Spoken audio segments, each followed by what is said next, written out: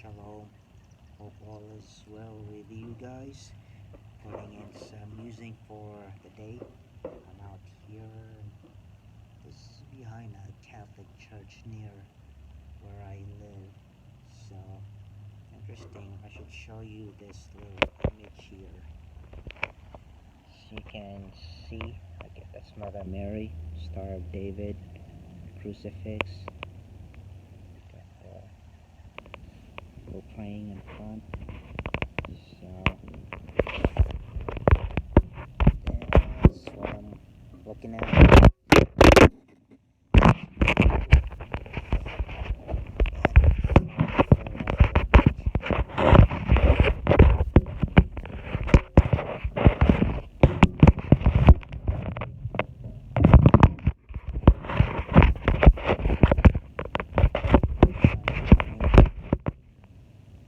Okay, that should work out. We gotta find a better place to do this. Alright, so I guess I'll get the using started. Okay, I was talking to a couple of my friends earlier this evening. So I'm here in South Dakota. I will move in the fall once I feel the timing is right. But we were talking about that it could be a second stimulus. I look at it as two ways. I don't want it because it's only gonna further accelerate the collapse of the economy. But at the same time, a lot of people out there are not ready, and they could surely use an extra 1,200 or however much they're getting to have kids to buy more food and water, precious metal, cryptocurrency if they're comfortable enough, and firearm to help protect themselves. But I understand that in the case of the first stimulus, a lot of people just turn around and but TV, movies, did things to their car, make it look cool. A lot of them, they just wasted money, and that's not the intention of the money. The purpose of the money is to help you get through this troubled time that we are living in. So, if there is a second round of stimulus, I think it's best to take that money, as I said previously, buy more food and water. If you have no way of defending yourself, get yourself a firearm. I have an AR-15 I purchased earlier in June. I'm thinking of purchasing a handgun. So you have the right to defend yourself, especially with all the violence going on. Where I live, it's pretty quiet. There's really not a whole lot of that, thankfully. But all the violence going on, especially in bigger cities, and the call to defund police. What are you gonna do when there's violence and the police are not there to help you? You got no choice but to defend yourself, and you have to be willing to do that. So there's nothing wrong with defending yourself. You have to. God gave you that life. If you have family, you got a family to protect. So nothing wrong with protecting yourselves. It's got a life to live. You only get one chance to live life. So I increased some of my up my weight up in silver. So if you haven't started it, you need to. Earlier, it wasn't this week. It was actually last week. I was talking to one of my coworkers. She had about 30,000 back in 2008 in her 401k, and during the partial collapse of the economy, it went from 30,000 to about 2,000 something. I can't remember the exact figure, but she lost quite a bit, a lot of money. I don't know if she continued her 401k with the company, but my assumption is she did. So if she did, she likely would have built it up. She probably has more now than the 30,000 she had back in 2008. But if that's the case, she and a lot of people are fixing to get wiped out again, because the condition in this country is worse than in 2008, and we're not even done yet. A lot of these companies, businesses are going to shut down for good. Those are still open. They're just barely making it, and at some point they'll be forced to shut down. And this affects people, even if you're well prepped, you're prepared, you got your needs and you got your essentials covered, and you are surrounded by a society that is struggling, it's not doing good. It's going to affect you at some point. So that's when you need to have your heart right with God. First and foremost, have your priorities straight. Make sure that you've got a relationship with God. If you have a wife, you know, make sure you're in good relationship with her. Or if you're a female listening, make sure you're in good standing with your husband. Be strong. Take care of your kids if you have a family. Check to see how the rest of your family and relatives are doing. And iron sharpens iron. If you're with a church or a synagogue, look out for them too, and look out for your community and pray for your country, because this is not a national thing. This is a global phenomenon happening, and it's far, far, far from over. We have yet to even see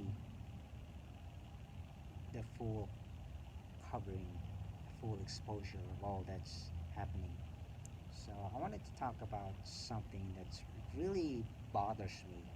But this entire shutdown, churches and synagogues, and I'm assuming the mosque shut down as well. And I know the government, or the president, or your local political leader had set a guidance where they told the church and synagogues and religious places of worship they needed to shut down due to the coronavirus or the COVID-19 pandemic. Now, in some places, maybe they're forced to shut down, and perhaps in other places, maybe smaller towns, they're recommended to shut down.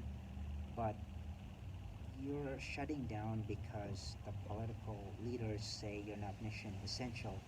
So, what message are you sending to your congregants, your mission, to the world, to society, that as a place of worship you're shutting down because you're not mission essential?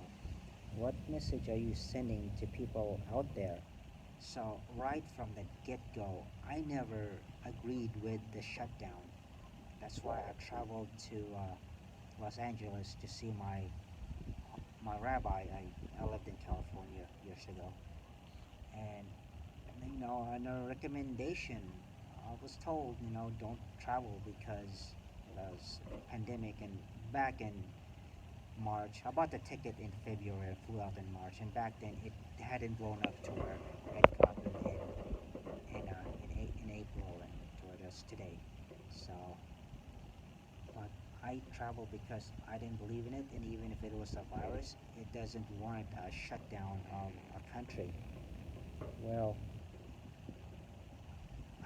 political leaders, they're not your Lord and Savior, okay? God is through his son Yeshua, also a Mizrahi Jew. But if you're a pastor, or if you're a rabbi, or if you hold a leadership role for your church, your synagogue or congregation, you really shouldn't be shutting down. In a time like this, people are scared, they're fearful, they're anxious. A lot of them are turning to prescription medication, drugs, and alcohol. There's a lot of uncertainty. We've a lot of people never really experienced something like this, a shutdown. I mean, what's the closest thing that something like this? Maybe the 9/11, another false flag, or perhaps in World War II, which most people aren't alive back then. So for many people, they've never experienced anything like this, and people out there are just hurting. They need they need guidance. They need hope. They need to have faith that there is a God. There's a purpose worth living, and no matter what happens, God is and will always be in control. What do you do when people are needing help needing assistance, they can't go to the synagogue, they can't go to the church because it's shut down. Who they gonna who they gonna turn to? So yeah, if there is a second pandemic, which I believe there is in the future, don't shut down. If you have elderly folks, people with a compromised health system, sure, you stay home, eat healthy, get plenty of rest, vitamin C, get fresh air, get sunshine. Even if you live in a cold climate, make it a point to go out at some point during the day, get some fresh air, okay? Get in tune with nature. Just don't stay out there too long where you get yourself in trouble, okay? It's at your discretion. It's at your discretion. But if you want to self quarantine, do it individually. And if people that live in the same household quarantine themselves too, and if you have any contact with other people, if they want to be in quarantine too, but shutting down an entire town and your church, your synagogue, you should not be doing that. They never should have done that during this shutdown either. So, what are you telling the people, huh? What are you telling God? God, I'm not mission essential. I'm shutting down your house of worship. First of all, the church, the synagogues, that really belongs to God. It's a house of worship. Sure, you have men and women, managing and running the place, but do not shut down. If somebody tested positive at your congregation, then they and people they have in contact and other people, if they want to choose to self quarantine, sure. But you really gonna shut down an entire church? I'll see if I can show you the church. It's the Catholic Church. Oh, let's see if I can get this. It was okay. Otherwise, do not shut down. People need to hear the word of God. They need to hear scriptures. They need to hear that there's a purpose worth living. And life is really all about relationship, to praise and worship God. Um, my mom is Rahim Jew, but I do believe in Yeshua, Jesus Christ is my Lord and Savior. So today I had the day off. Earlier I was out at the gym working out for about an hour and a half, maybe close to 2 hours. So I cut my session shorter than I wanted to. Went home, showered up, and got ready, and drove to this local church that I've been attending. I go to a Tuesday night Bible study. Where I live, there's no synagogue. The nearest one is an hour and 15 minutes, which I used to go for a couple of years, but I quit. They didn't have church Bible study because one of the members is an elderly guy. He tested positive for COVID-19. So, okay, I understand we want to protect people, and especially in this church, there's a lot of elderly people, but you shut down Sunday service for, I think it's going to be 2 weeks, and you shut down Bible study 2 weeks. So, I don't know. I mean, is this what the church has come down to? Somebody tested positive, so everything shut down. What's wrong with individuals self-quarantining themselves? Huh? I mean, if you look at the uh, the numbers, the facts, the majority of people that COVID-19 take down are either the elderly or those who have really compromised health. But otherwise, those that are healthy, then you really need to go about with your life. Didn't God say in the Bible, stay busy until the second coming? What are people doing when they're not working, when things are shut down? I mean, yes, there are some good parts that you spend more time with your family, but if you look at the model God set in the Bible, God worked 6 days a week and rested on the seventh, and that's the model we as humans need to follow. Work 6 days a week, rest on the seventh. So, if of course if you're elderly and or if you're got disability, if you can only work 5, 4, 3, something like that. I can understand some people who really can't do 6 day weeks, but if you're healthy, work 6 days a week, rest on the seventh. What do you do when a lot of people aren't working? How can you expect your country, your society to keep going? So, a conversation I had with a buddy of mine, he mentioned the Roman Empire had collapsed. And I want to say, you know what? Every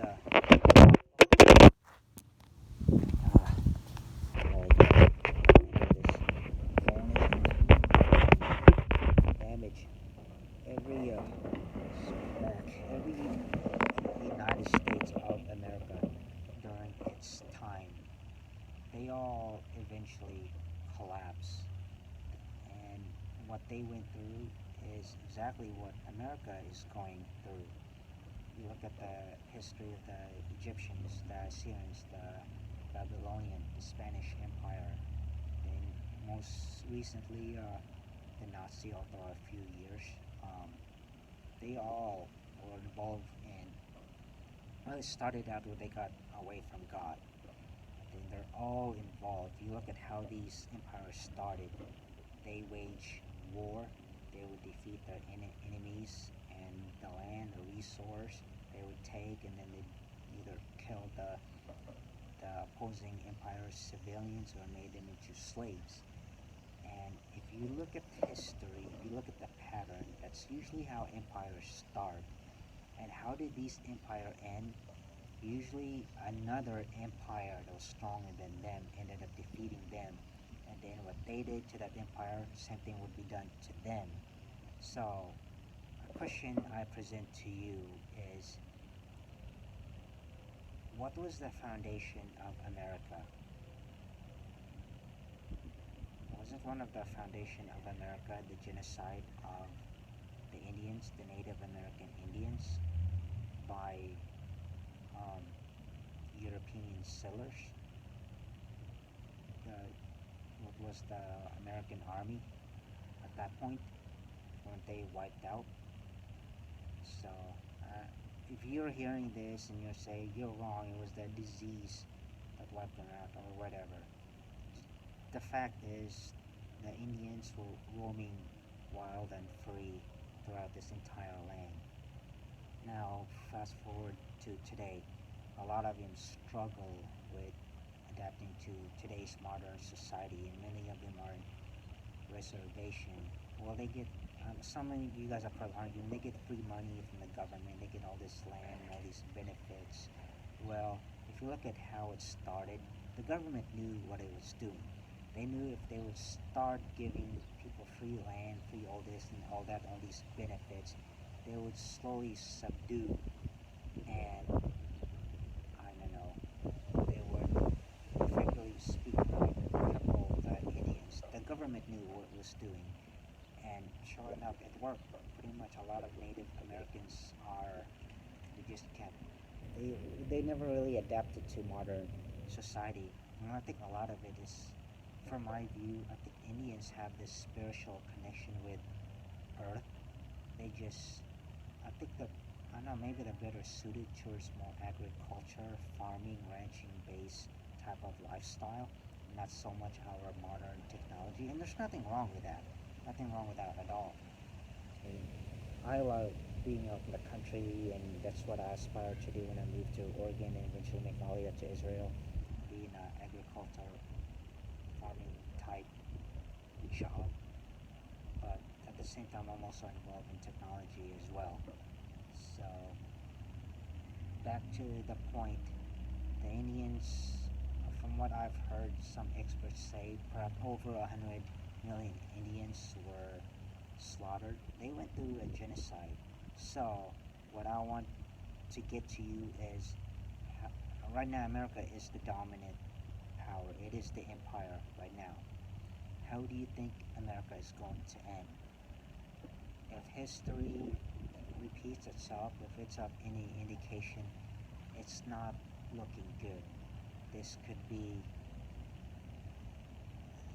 this could be something that the world, other than Noah's flood, has never experience.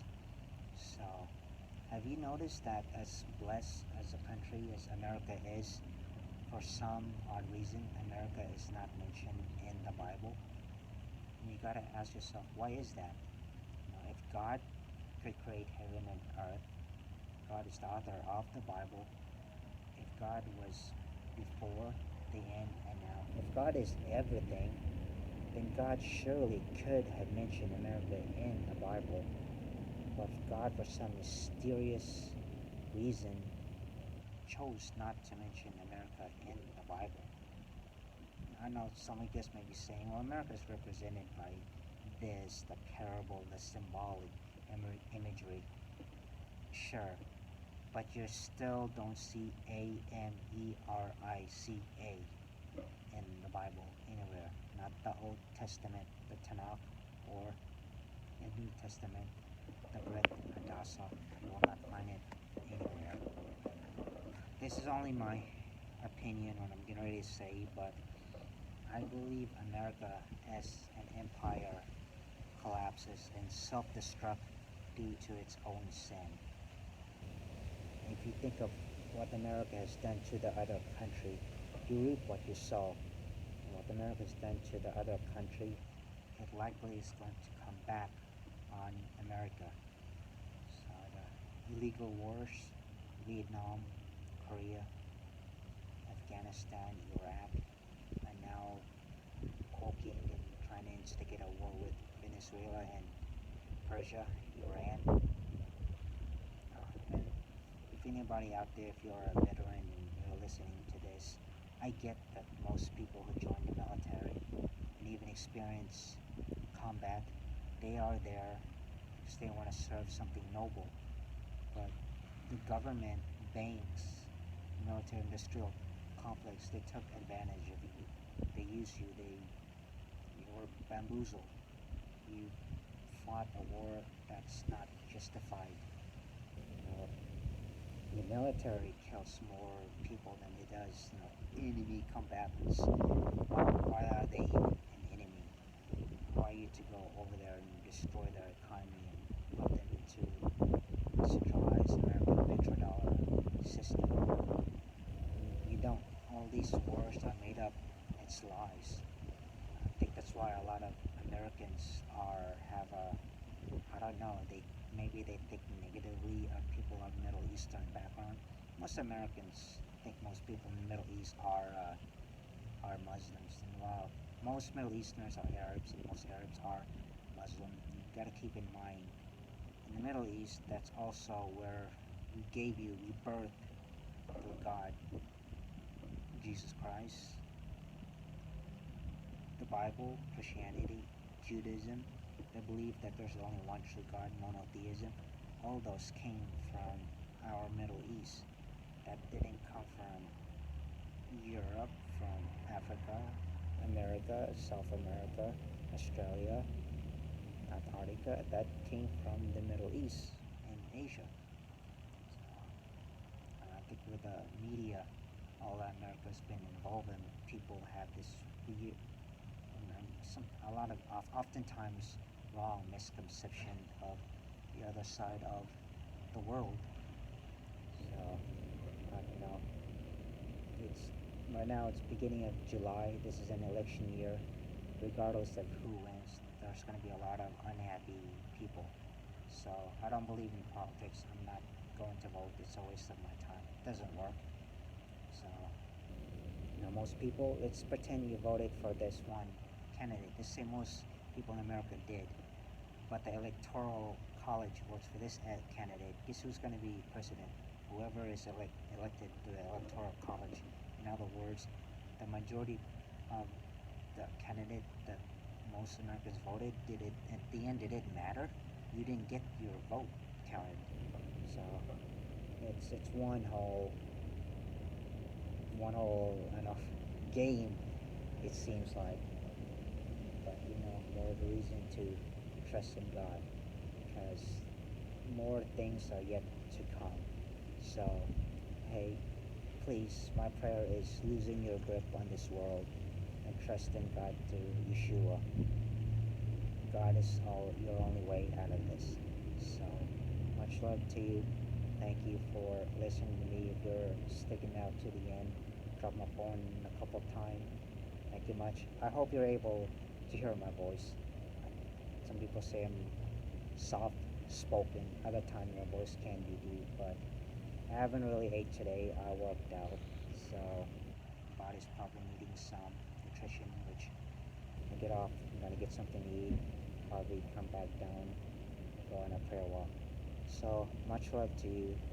Please put your faith in God through Yeshua. He is the Lord and Savior, my Messiah, Messiah of all mankind. Should be your Messiah and Savior too.